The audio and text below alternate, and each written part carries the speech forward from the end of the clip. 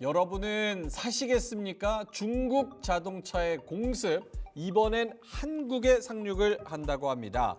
중국 비아디가 내년에 우리나라에 진출한다고 하는데요. 가격이 싸다는 게 가장 큰 무기입니다. 이 전략을 국내 시장에서도 먹힐지 관심이 쏠리고 있습니다.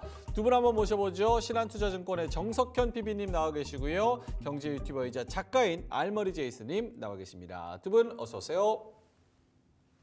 안녕하십니까. 네, 사실 중국차 하면 여전히 불안하다라고 하는 이야기들도 많이 들리고요. AS는 어떻게 하냐, 또 승차감도 일단 봐야 된다, 여러 가지 얘기들이 있는데 이런 다양한 불안감들을 뚫고 좀 중국 전기차가 한국 시장에 큰 위협이 될 가능성에 대해서 어느 정도 평가하고 계신가요? 사실 뭐 이게 중국 자동차가 들어와가지고 네. 뭐 자동차 시장 전체를 뭐 잠식할 거다 뭐 이렇게 보기엔 조금 섣부른 감이 없지 않아 있는데 제가 가져온 자료를 보시면은 이제 중국에서 가장 유명한 자동차 그룹들이에요. 비아디 그룹, 뭐 네. 지리 그룹 이런 애들이 이제 2025년도 초, 이제 2026년도 이때부터 정식으로 진출을 하겠다고 이미 발표를 해놓은 상황입니다. 네. 근데 이게 문제가 뭐냐면 중국의 전기차 총 공세가 사실 우리나라에서도 이미 네. 한 5년 전부터 시작을 했다라는 거예요. 혹시 비아디라는 버스 한번 들어보신 적 있나요? 그럼요. 오. 전기차 버스? 버스. 그렇죠. 전기차 뭐 시장에 대해서 한 번쯤 공부해 보셨으면 누구나 들어봤을 법한 그 비아디라는 그 회사가 사실 이미 우리나라에도 이제 진입을 한 상황이에요.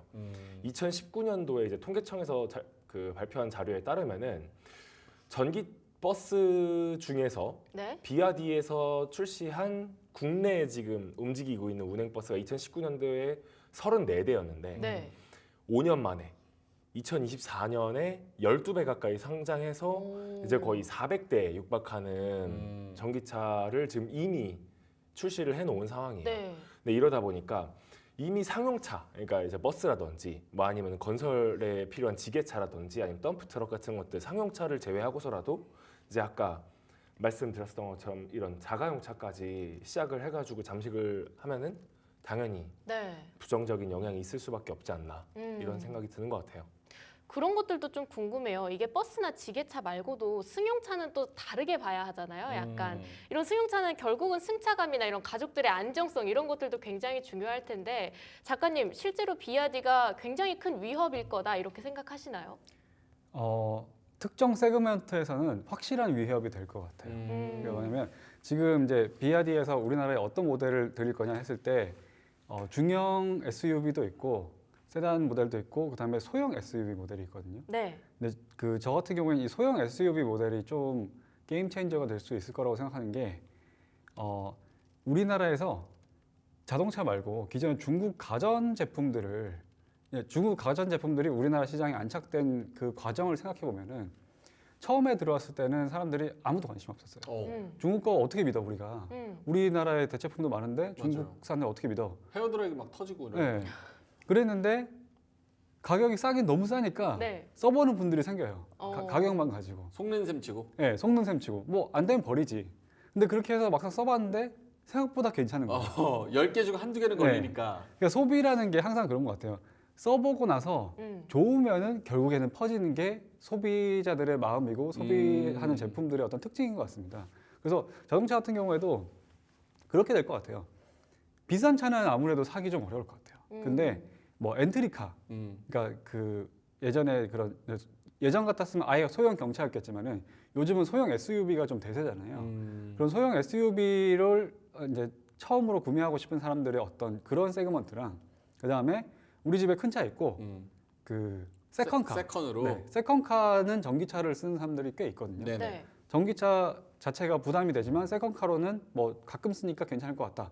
그런 어떤 수요들은 가격이 잘 나오면은 네. 의외로 빠르게 흡수할 수도 있을 거라고 생각합니다. 근데 가전이랑은 조금 다르잖아요. 왜냐면 가전은 사는 게 내 목숨이랑 직결된 거는 아니지만 그렇죠, 그렇죠. 자동차는 네.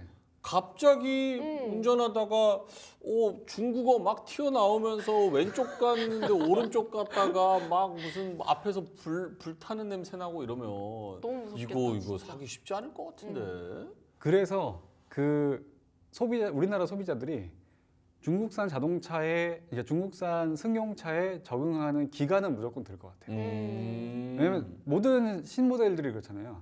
처음엔 도로에서 한두 대 보기도 힘들어요. 근데 어느 정도 한 몇 개월 지나면은 조금씩 더 눈에 익고 그러고 나서 한 1년쯤 지나면 좀 퍼져 있는 그런 그 일반적인 사이클이 있는데 뭐 중국산이라고 해가지고 그렇게 다를 것 같진 않아요. 처음에 나온 출시돼서 한두 명이 진짜 속는 셈 치고 타본 사람들의 평이 좋은지 나쁜지에 따라서 그 기간이 길어질지 짧아질지가 결정이 될 것 같습니다. 그럼 만약에 평을 들었을 때 초반 분위기가 좀 나쁘지 않다. 그리고 한 1년이 지났어요. 제이슨님은 중국차 사시겠습니까? 안 사시겠습니까? 아, 전 전기차는 안 살 거예요. 다들 같은 마음이에요. 다들 왜 같은 대답을. 마음이라고요. 다들 똑같이 생각해요. 저는 하이브리드를 너무 좋아해요. 하이브리드를 좋아해서. 근데 얼리 어답터로 실험해보는 사람들이 있을 수도 있고 네. 그게 네. 만약에 괜찮다면 네. 퍼질 수도 있다. 그런 용감하고 어떤 이제 진보적인 그런 이제 얼리 어답터 분들이 우리나라에 꽤 많아요. 그렇기 때문에 굳이 제가 거기까지 갈 필요는 없을 것 같고요. 돈세님이 타주실 겁니다. 돈세님이 그분 다 타시거든요. 네, 돈세님 같은 네. 분들이 길을 잘 닦아주시면 네. 닦아주시면 거기 괜찮네. 그럼 이제 저는 그때 들어가요. 위험한지 안 위험한지 보고. 네네. 알겠습니다. 말씀 주신 그 부분이 진짜 중요할 것 같아요. 일부 소비자들한테 괜찮네 라는 생각이 드는 순간 생각보다 빠르게 우리 시장을 침투할 수 있다. 이런 위압감이 아무래도 있는데 아까 보여주셨던 자료들 봤을 때 비아디가 굉장히 무섭다. 저희가 준비된 자료에서도 이 부분이 확인이 되거든요. 올해 1월부터 9월 사이에 세계 전기차 판매 점유율을 보면 비아디가 정말 무섭게 성장을 하면서 큰 비중을 차지하고 있는 걸 와, 확인하실 22%. 수 있을 거예요. 당장 옆 나라 일본도 여기에서 굉장히 큰 위기감을 느낀다고 하는데 좀 다른 나라 상황은 어떤가요, 피비님? 사실 다른 나라도 이미 뭐 잠식이 들어가 버린 상황인 거죠. 음. 지금 바로 옆 나라에 있는 일본 같은 경우에도 거기서 되게 직격탄을 맞았었는데 네. 일본이 원래 미국이나 다른 시장에서 잡고 있었던 세그멘트 자체가 값이 비교적 괜찮고 품질이 좋은 자동차라는 걸 좀 표방해서 많이 갔었던 상황이었는데 네. 이게 사실 조금 이미지가 조금 바뀌기 시작한 것 같아요. 이미 그 이미지는 현대 기아차로 넘어온 지도 지금 몇 년이 됐는데 네. 그 시장을 지금 뒤집고 들어가려고 하는 게 이제 중국 전기차 시장 아니겠습니까? 지금 이제 제가 가져온 이 자료를 보면 아시겠지만 아까 전에 제이슨님께서 말씀을 주셨어요. 그러니까 중국산 자동차가 들어왔을 때 사람들이 무서워서 안 타면 어쩌냐 이런 얘기를 많이 하는데 사실 뭐 중국이나 미국에서는 이미 중국 전기차 자체가 많이 팔리기 시작을 했어요. 네.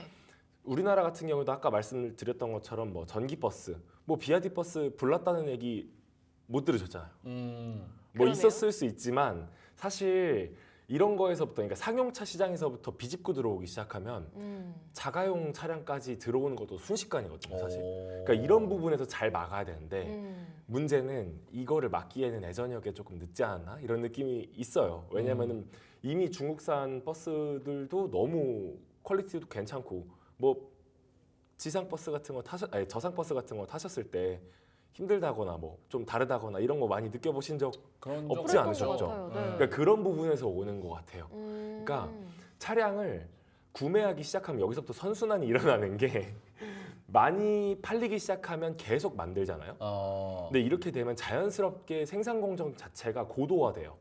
그러면 퀄리티 자체도 보장이 되기 시작하면서 거기서부터 오는 선순환을 막기가 이미 어려워졌다.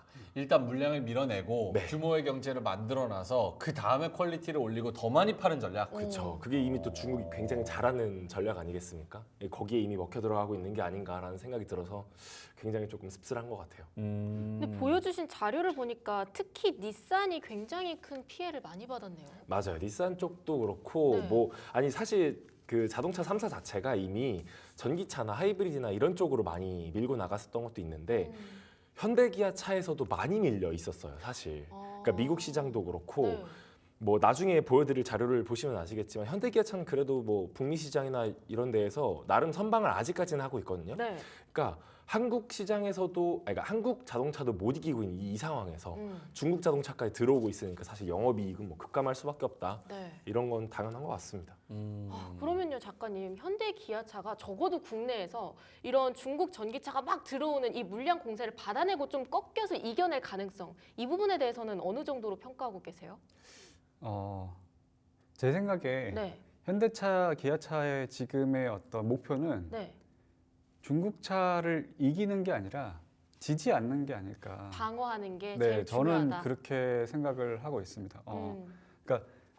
제가 예전에 전기차 이야기 나왔을 때 그때 아마 폭스바겐이 굉장히 안 좋아졌다 그 토픽으로 이제 저희가 이야기를 했었는데 네네.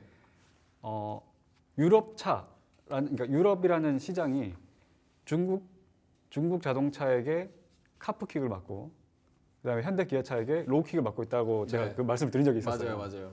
근데 이제 그런 의미에서 비슷하지만 좀 다른 게 있어요. 어찌됐든 아직까지는 특히 이제 중국이 잘 잡고 있는 시장 말고 네. 중국이란 국가 자체를 못 믿는 시장들이 좀 있잖아요. 그렇죠. 현대차 같은 경우에는 뭐 내수는 솔직히 크게 걱정을 안 해도 될 것 같아요. 어찌됐든 우리나라에서 이제 자동차 쪽에서는 현대기아가 이제 독보적이니까. 그렇죠. 그러니까 중국이 와도 크게 문제는 안 될 것 같은데 오히려 현대차 내부적으로는 해외 시장을 개척을 하고 있는 상황에서 중국에게 밀리지 않는 시장이 어디일지를 지금 굉장히 계산기를 열심히 두드리고 계시지 않을까. 저는 그렇게 생각을 하고 있습니다. 북미 같은 경우에는 일단 북미 소비자 자체가 중국에 대한 불신이 어느 정도 있기 때문에 한국이 일본보다는 가격 경쟁력을 앞세워서 잘 하고 있는 시장이었고 네. 유럽 같은 경우에도 유사하다고 보고요. 근데 지금 최근에 현대차가 제일 밀고 있는 곳이 어디냐? 인도랑 그다음에 그 후속타로 동남아거든요. 그쪽을 밀어주고 있는 이유가 있을 거예요.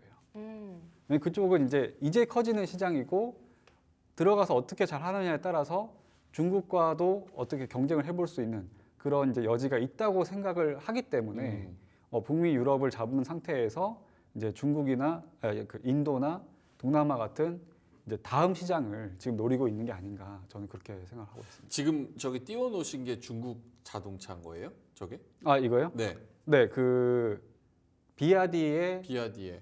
그 갈매기, 그러니까 어? 시걸이라는 이름의 시걸. 모델인데 저게 소형 SUV거든요. 사실 SUV라고 말하기는 조금 애매할 정. 네, SAV. 경차에 가까운 요게 얼마예요? 혹시 아세요? 중국에서는 1,200 하고 있대요.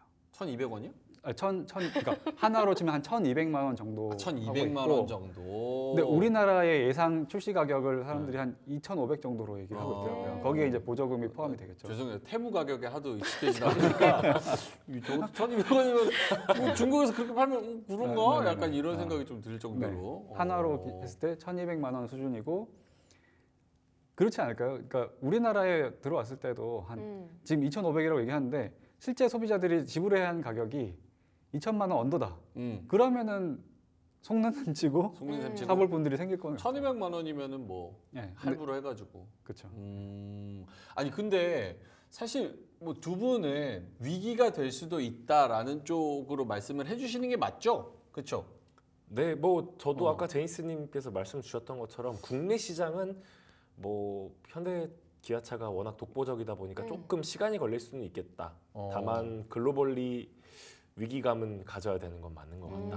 왜냐면 사실 현대 기아차도 뭐 국내 시장만 타겟으로 가는 회사는 아니잖아요. 그렇죠. 네. 전 세계 시장에서도 지금 주름 잡고 있는 탑 전기 그 완성차 업체인데 그럼 당연히 뭐 글로벌 시장을 그러니까 겨냥을 국내에서 아무리 싸게 나와도 저는 아예 비비지도 못할 거라고 생각을 진짜요? 하는 해야죠. 게 전 세계에서 벤츠의 E클래스가 제일 많이 팔리는 나라가 대한민국이잖아요.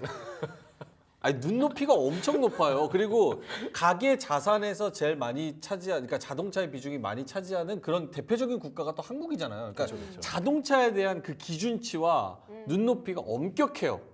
근데 이제 뭐 중국차 나온다고 이거 목숨 걸고 뭐 몇백만 원이라고 요거를 사본다? 약간 이게 우리나라에서는 잘 안 먹히지 않을까 싶은데 E클래스 타다가 뭐 그랜저 좋은 거 타다가 저거 뭐 중국 전기차 저거 타겠어요? 갈매기 같은 거? 뭐 궁금하면 타보지 않을까요? 돈세님 같은 분들이 있으면 또 그런 당연히. 분들이 그러니까 약간 비싼 자전거 산다는 마음으로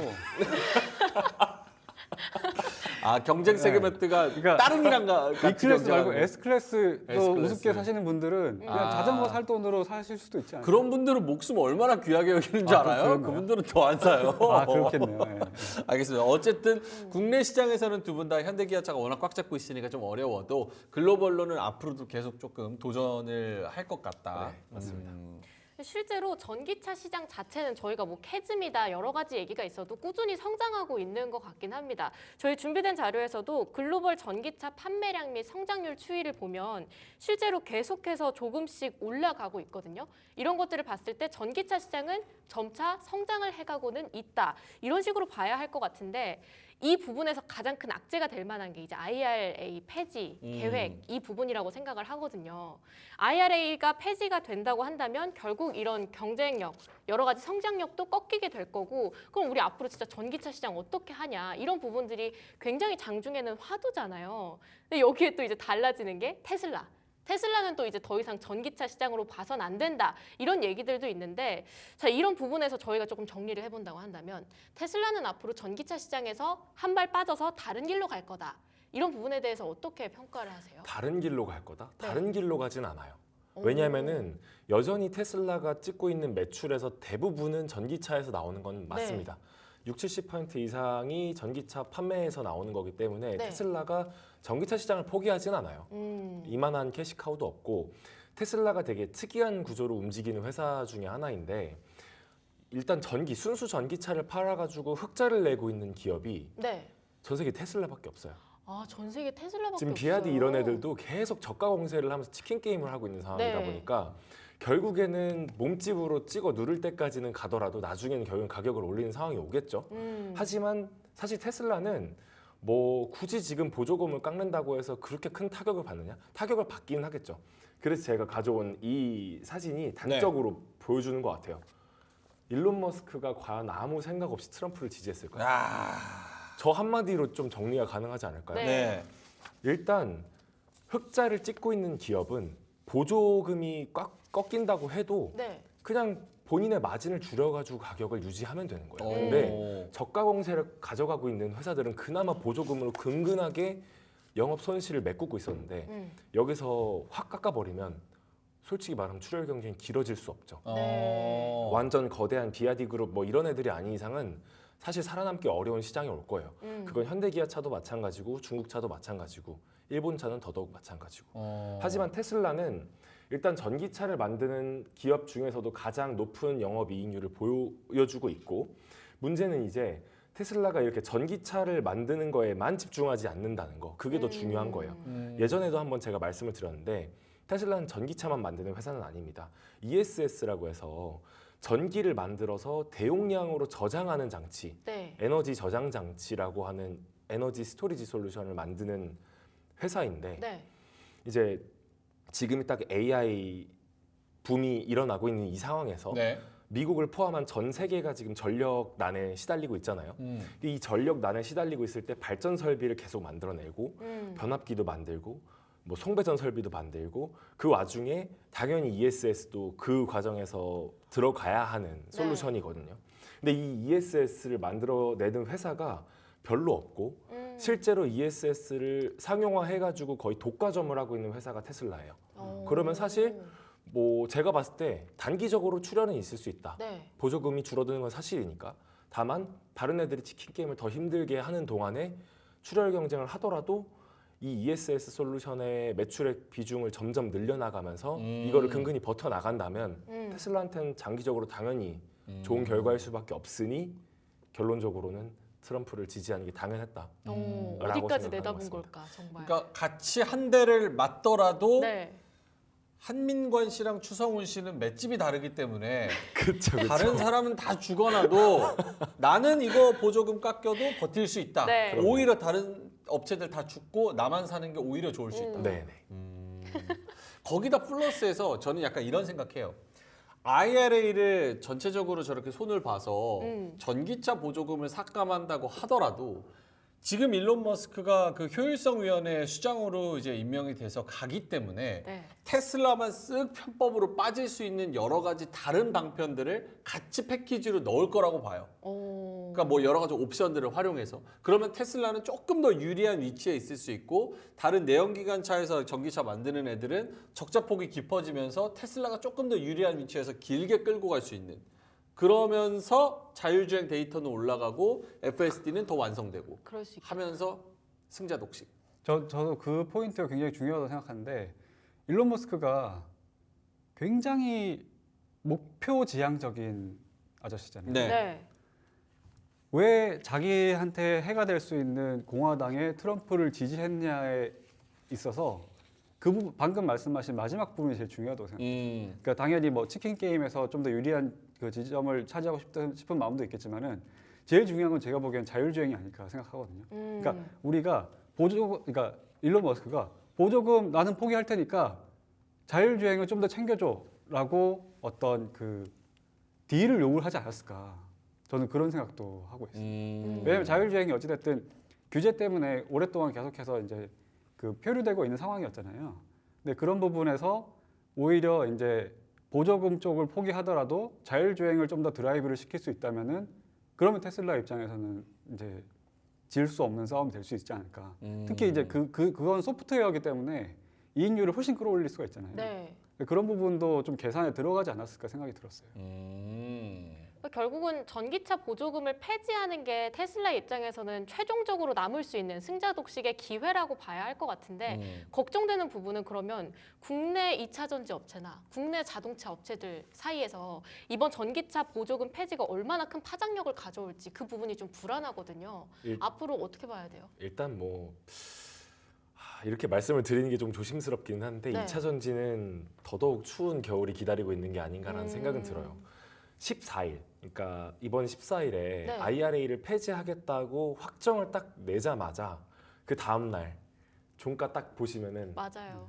지금 보이시나요? 저 LG 엔솔 12% 그쵸. 저건 진짜 너무한 거 아니에요? 어마어마한 그 어마어마한 시가총액을 자랑하고 있는 회사조차도 마이너스 10%대 하락폭을 맞는 상황이 와버렸어요. 사실 이거는 이미 투자자들도 다 알고 있는 거예요. 그러니까 이미 완성차 업계인 현대 기아차보다도 더 큰 영향을 받고 있을 거라는 걸 알고 있기 때문에 투자자들도 미리 딱 나오자마자 던진 게 아니었을까라는 생각이 들어요. 어쩔 수 없는 거고 문제는 이제 기존에 이제 가지고 있었던 LG 에너지 솔루션이나 SK온, 삼성 SDI 이제 우리나라의 3대 2차 전지 업계가 점유율은 점점 사실 떨어지고 있어요. 네. 그러니까 이제 뭐 CATL이라든지 뭐 물론 이제 뭐 사고가 있었긴 했지만 여전히 공고하게 입지를 다져나가고 있는 와중이다 보니까 2차 전지 업계는 솔직히 말하면 조금 쉽지는 않은 것 같다라는 생각이 드는 것 같고 뭐 자동차 업계 같은 경우에는 활로를 조금 다시 한번 찾아봐야 되는 것 같아요. 현대차가 사실 전기차만 만들지는 않거든요. 근데 여기 보시면 아시겠지만 전기차 판매량이 뭐 그렇게까지 막 증감률이 높지는 않아요. 하지만 지금 드라이버를 걸고 있는 곳을 보시면 알겠지만 플러그인 하이브리드, 뭐 PHEV나 그냥 아니면 그냥 아예 하이브리드, HEV의 판매량이 예전에 비해서 굉장히 빠른 속도로 올라가고 있죠. 현대차가 어느 쪽으로 드라이브를 걸어야 될지를 조금 명확하게 가져가고 있는 것 같다는 생각도 들어요. 네. 그리고 사실 저는 그렇게 생각을 해요. 왜 꼭 전기차에서만 미래를 봐야만 하는 거지? 뭐 이런 느낌도 좀 드는 것 같습니다. 네. 뭐 많이 팔고 있는 차 중에 하나가 뭐 넥소 뭐 이런 애들 수소차 같은 것들도 많이 팔리고 있잖아요. 뭐 친환경 자동차를 만들기 위해서 유럽이나 이런 데에서 뭐 이런 부분에 대한 제재 법안이 들어간다고 하더라도 꼭 그게 전기차일 필요는 없는 거죠. 그러니까 현대차는 지금 활로를 많이 고민하고 있는 거예요. 어떤 결정을 내리실지는 뭐 가장 위에 계시는 분이 내리는 거겠지만 네. 기다려 봐야 되는 건 맞는 것 같다. 하지만 분명히 고민 끝에 해답은 가져올 것 같다는 생각은 드는 것 같아요. 수소차를 사자? 수소차도 그렇고 수소 주식을 사자? 뭐 아니면 두산 퓨얼셀 이런 거 사자? 저는 그렇게까지 말씀을 드린 건 네. 아니고 그건 아니에요? 현대차는 뭐 어떻게든 살아남을 방도를 찾을 것이다 라는 건 맞는 것 현대차 잘하죠. 그렇죠. 근데 개인적인 생각으로 네. 이미 IRA는 계속 오래전부터 있어 왔었고 여러 가지 악재였다 해서 이미 주가 많이 내려왔잖아요. 어느 정도는 악재를 흡수한 게 아닌가? 그럼 이제 곧 있으면 바닥이 나오지 않을까라는 생각들을 저는 좀 희망 회로를 돌려보면서 가져보고 있었거든요. 어떤 관점으로? 2차 전지 아니면 2차 전지요. 2차 전지. 관점으로? 이미 너무 많이 밀렸고 여러 가지 악재에 대해서 이미 걱정을 하면서 좀 선반영, 우리 기적의 선반영이라고 하잖아요. 그러니까 이제 좀 내려오지 않았나. 이상한 저는 것만 약간 배워가지고. 그렇게 희망 회로를 했는데 IRA가 여전히 2차 전지의 추운 겨울을 가져올 만한 악재라고 생각을 해야 되나요? 2차 전지 쪽은 네. 그러니까 길게 보면 한 4년은 기다려야 될 것 같아요. 와, 4년이나? 정권 바뀔 때까지. 악담 중에 와. 최고 악담입니다. 그러니까 올해 그게 2차 전지의 수익 기회가 아예 안 생길 거라는 게 아니고요. 당연히 2차 전지가 23년에 고점을 찍고 많이 하락한 사이에 네. 그런 데드캣 바운스 트레이딩으로 돈 버신 분도 꽤 있어요. 그럼요. 네, 불가능한 건 아닙니다. 그런데 어떤 큰 장기적인 업황을 봤을 때 2차 전지가 확실히 돌아왔다라고 하는 어떤 그 시그널이 보이기까지는 굉장히 많은 이 장애물들이 남아 있다. 트럼프는 아직 취임도 안 했어요. 취임해서 무슨 또 우리가 또 그 2016년부터 2020년 사이에 네.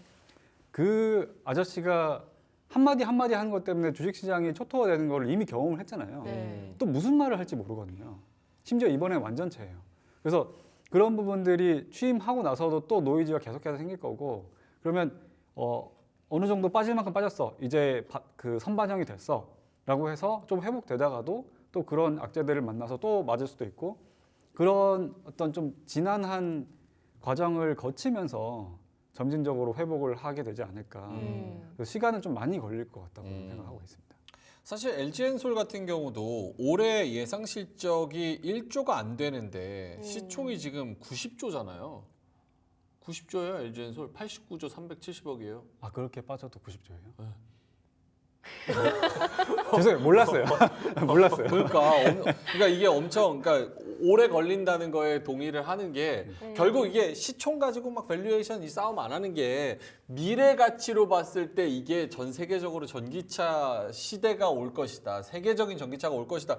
요런 거에 가치를 많이 준 건데 지금 한 치 앞을 내다볼 수가 없으니까 그런 데에 대한 그 밸류에이션 프리미엄이 좀 떨어지는 거 아닌가. 그래서 비싸요, 지금도. 안 되는데. 네. 많은 분들이 네. 먼저 산 거 아니냐는 그런 의견이 좀 있습니다. 네. 그럼 PB님은 어찌 보면 굳이 이제 꼭 전기차를 봐야 할까? 뭐 수소차라든지 여러 가지 대체제가 있는데 그쪽으로도 가도 괜찮지 않을까? 이런 말씀을 해주셨는데 그럼 작가님도 이제 옮겨 심기 해야 된다. 그런 시즌이 왔다. 이렇게 생각하세요? 어느 쪽에서 어느 쪽으로 옮겨? 2차 전지에서 뭔가 수소라든지 다른 대체제 쪽으로.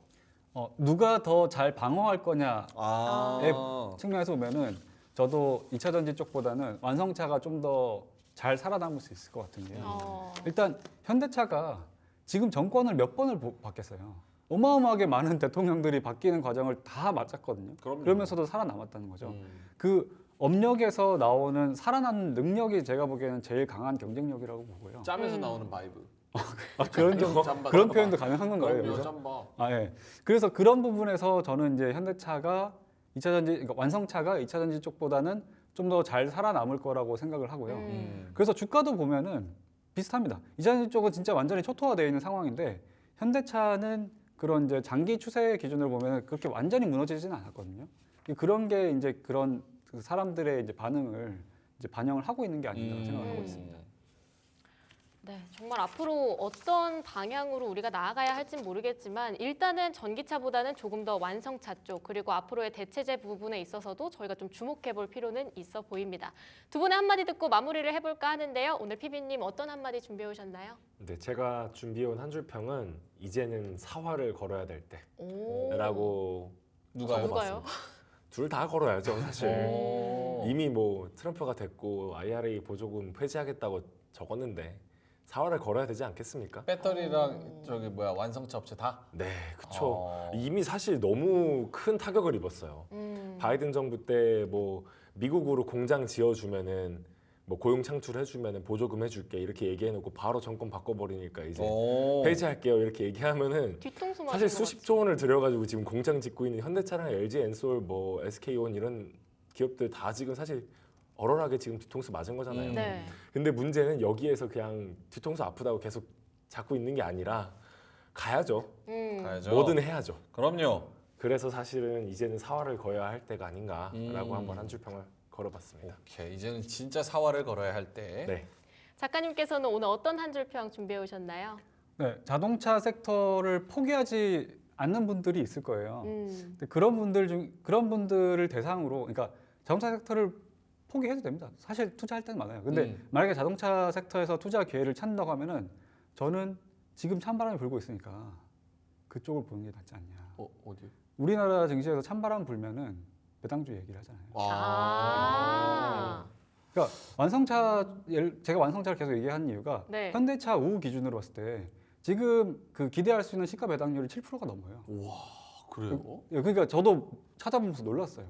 그러니까 많이 빠지긴 했지만 오히려 빠질수록 배당 수익률은 더 올라가기도 하거든요. 근데 그런 부분에서 지금 올해 남은 기간이 길지 않는데 어떤 투자 기회를 잡는 분들이 힌트를 얻을 수 있지 않을까 그런 생각하고 있습니다. 찬바람 불면 배당주 쪽. 오케이. 앞으로 2차 전지 쪽에 더 큰 겨울이 매섭게 올 것 같은데 이런 부분에 있어서 어떤 대응 전략을 좀 모색해 봐야 할지 여러 가지로 고민을 해봐야 할 것 같습니다. 두 분과는 여기서 이야기하고 인사 마치도록 하겠습니다. 네, 알머리 제이스님, 경제 유튜버이자 작가이신 알머리 제이스님, 그리고 신한투자증권의 영업부 PB 정석현님과 함께했습니다. 두 분 말씀 감사합니다.